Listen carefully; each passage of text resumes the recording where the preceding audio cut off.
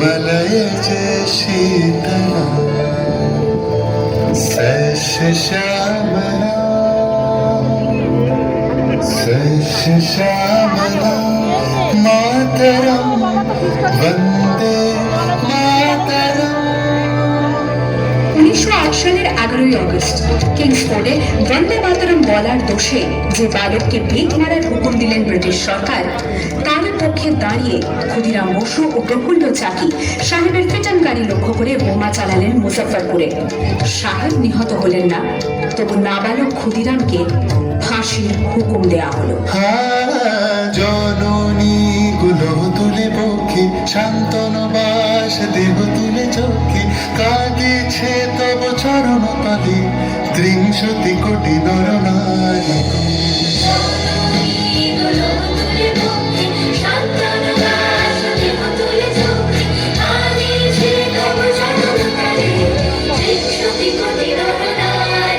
যারা স্বর্গগত তারা এখনো জানে স্বর্গের যে প্রিয় জনভূমি স্বদেশ প্রদের মহাবিদ্যালয় সেই মৃত্যুঞ্জয়ের চর্মচমি। যারা জীর্ণ জাতির বুকে জাগালো আশা মন মলিন মুখে জোগালো ভাষা। আজি রক্ত কমলি গাথা আজি রক্ত কমলি গাথা মাল্য খায় বিজয় লক্ষ্মী দেবতা দিদি কালে মুক্তির মন্দির সকাল কলি কত প্রাণ বলিদান লেখা আছে অশ্রু জলে লেখা আছে অশ্রু জলে। 9 সেপ্টেম্বর 1915 ইংরেজদের সঙ্গে সম্মুখ সমরের স্বাধীনতা ছিনিয়ে নিতে অস্ত্র আনার পরিকল্পনা করেন যতীন্দ্রনাথ মুখোপাধ্যায়। বালেশ্বরে সঙ্গীদের নিয়ে জাহাজ থেকে সেই অস্ত্র নামাতে গেলে ইংরেজ বাহিনী তাদের ঘিরে ফেলে। বুড়িবালমের তীরে লড়াই বাঁধে বিরাট ইংরেজ বাহিনী বনাম বাঘা যতীন ও তার 4 সতীর্থদের। এককালে শুধু ভোজালি হাতে যিনি বাঘ মেরেছিলেন সেই বীর সেদিন লুটিয়ে পড়লেন। আমি হাসি হাসি পড়ব ফাঁসি দেখবে ভারতবাসী। ও মা হাসি হাসি পড়ব ফাঁসি দেখবে ভারতবাসী। একবার বিদায় দে মা ঘুরে আসি। 18 এপ্রিল 1918 মাস্টারদা সূর্য সেন ও তার 65 জন শিষ্য মিলে পরিকল্পনা করে চট্টগ্রামে ব্রিটিশ পুলিশের অস্ত্রাগার লুট করেন এবং তারপরে লুকিয়ে আশ্রয় নেন জালালাবাদ পাহাড়ে।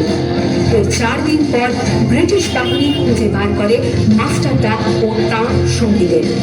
সেদিনের অস্তমিত সূর্য ছিল সূর্য সেনের রক্তে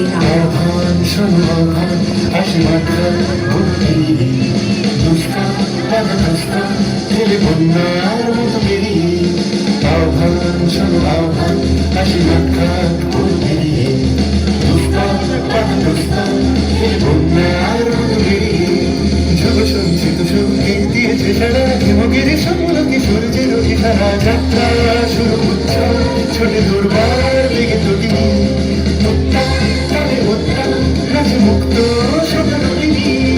যাত্রা শুরু হচ্ছে ছোটে দুর্বার দিকে দুটি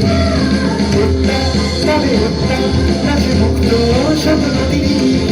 এই শুধু সূত্র যে নবপ্রাণী জেগেছে রণসাজে সেজেছে অধিকার অর্জনে। এই শুধু সূত্র যে নবপ্রাণী জেগেছে রণসাজে সেজেছে অধিকার।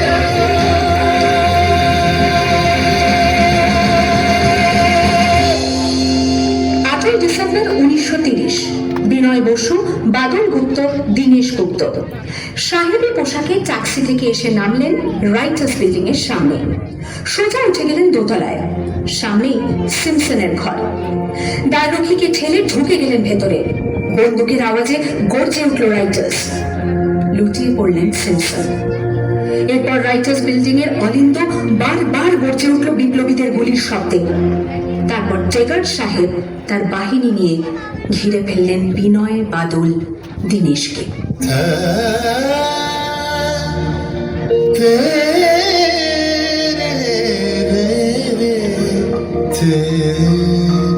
দুর্গমুখীর কান্তার মোর দুস্তর পারাবার হয়ে লঙ্ঘিতে হবে রাত্রি নিশীতে যাত্রীরা বসিয়া 24 সেপ্টেম্বর 1932 মাস্টারদা সূর্য সেনের মন্ত্রে দীক্ষিত প্রীতিলতা ওয়াদেদার 15 জন সশস্ত্র বিপ্লবীকে নিয়ে পাহাড়তলি ইউরোপিয়ান ক্লাব আক্রমণ করে আগুন ধরিয়ে দিলেন।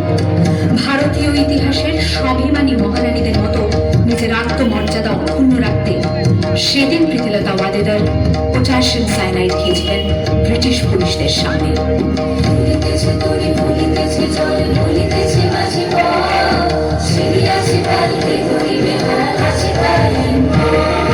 খেয়েছো জোয়ান আঁকেছে ভবিষ্যৎ এ তুফান ভারী দিতে হবে পারি নিতে হবে তরি দুর্গমুখীর কান্তার মোর দুস্তর পারাবার হয়ে লঙ্ঘিতে হবে রাত্রি নিশীতে যাত্রীরা বসিয়া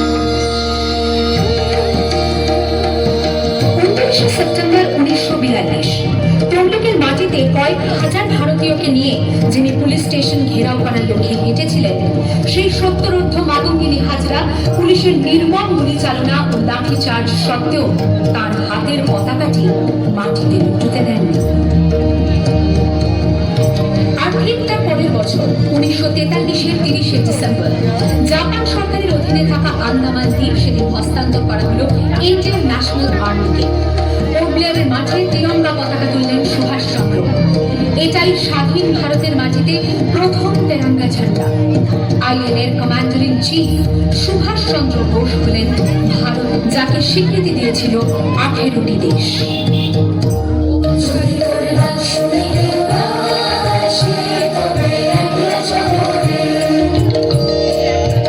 वंदे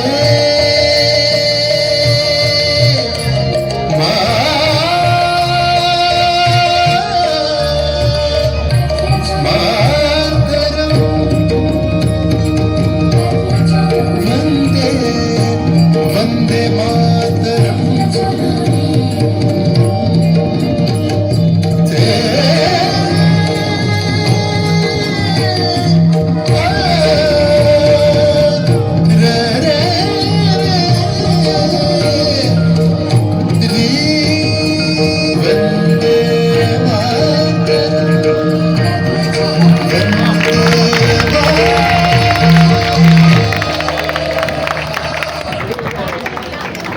স্বাধীনতার 75-এ এসে আমাদের প্রত্যেকের কাছে হয়তো স্বাধীনতা দিবসের অর্থটা বা তার মানেটা